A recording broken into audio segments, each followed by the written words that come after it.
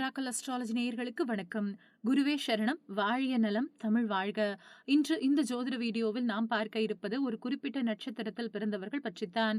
எந்த தொழில் செய்யலாம், எந்த தெய்வத்திற்கு என்ன பரிகாரம் செய்ய வேண்டும், என்ன நடக்கும், எந்த கிரகத்தின் ஆதிக்கம் இருக்கும் என்று ஒவ்வொன்றாக பார்க்கலாம். இன்றைக்கு இந்த வீடியோவில் நாம் பார்க்க இருப்பது கடகராசியைச் சேர்ந்த பூசம் நட்சத்திரம் பற்றித்தான்.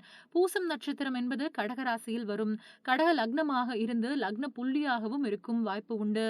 பூசம் என்பது முழு நட்சத்திரம், மேல்நோக்கு நட்சத்திரங்களில் ஒன்று. இவர்களின் பெரிய பலகீனங்களில் ஒன்று கிடைத்த நல்ல வாய்ப்புகளை பயன்படுத்திக் கொள்ள மாட்டார்கள். சத்தமாக அல்லது உணர்ச்சி வசப்பட்டு பெரும்பாலானோர் கவனத்தை ஈர்ப்பார்கள். சரராசிகளில் ஒன்றான கடகம் இவர்கள் வேகமாக செயல்படுவதாகவும் நம்புவார்கள். இது மட்டும் நடந்திருந்தால் என்று அடிக்கடி சொல்லுவார்கள். இவர்கள் சனி மகா திசையில் பிறந்தவர்கள். சந்திரன் ஆட்சி பெறும் ராசி. இதுவரைக்கும் தெரிந்து வைத்திருப்பார்கள். தெரியாதவற்றை இப்பொழுது நாம் பார்க்கலாம். இவர்கள் வந்த வம்சாவளியில் அரசு துறையில் உள்ளவர்கள் ஒருவராவது இருப்பார்கள். சேவை வழங்கும் துறையில் தனியாரில் வேலை செய்பவர்கள் இருப்பார்கள். குறி சொல்பவர்கள், சாமி வந்து ஆடுபவர்கள் யாரேனும் இருப்பார்கள்.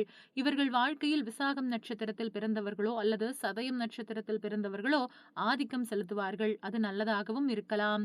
இவர்களுக்கு ராகு பகவானின் கர்ம பதிவுகள் இருக்கும். இவர்களுக்கு ராகு திசை நடப்பவர்கள் ஆதிக்கம் செலுத்துவார்கள். இவர்களுடைய எதிர்பார்ப்பு பிரம்மாண்டத்தை நோக்கி இருக்கும். சிறிய செயல் செய்தாலும் பிறர் தன்னை பாராட்ட வேண்டும் என்று எதிர்பார்ப்பார்கள். வீடு கட்டினாலும் பிரம்மாண்டம் என்று எதிலும் இவர்கள் எதிர்பார்ப்பு என்பது அதிகம் இருக்கும். இவர்கள் செய்ய வேண்டிய வழிபாடு மற்றும் செலவு இல்லாத பரிகாரம் என்னவென்று இப்பொழுது பார்க்கலாம். அம்மனை வணங்கலாம். உதாரணமாக துர்க்கை, மாரியம்மன், காளியம்மன், பிரித்யங்கரா தேவி போன்ற சில தெய்வங்களை வணங்கலாம்.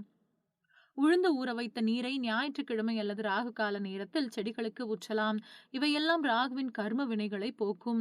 சிறந்த வழிபாடு தலமாக திருப்பாம்புரம் அல்லது காளஹஸ்தி ஒருமுறையாவது சென்று வரலாம். கூடுதல் மொழி பேச தெரிந்தவர்களோ அல்லது வெளிநாடு தொடர்புகளோ இவர்கள் வாழ்க்கையில் முன்னேற்றத்தை தரும்.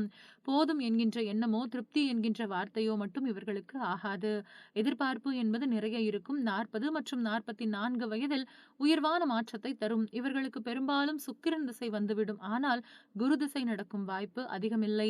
கன்னிராசியில் ஹஸ்தம் நட்சத்திரத்தில் பிறந்தவர்களால் இவர்களுக்கு பல நன்மைகள் உண்டு. இந்த ஜோதிட வீடியோவில் பூசம் நட்சத்திரம் பற்றி பார்த்தோம். விரைவில் வேறு ஒரு ஜோதிட வீடியோவில் சந்திக்கலாம். அதுவரை இணைந்திருங்கள். நன்றி, வணக்கம்.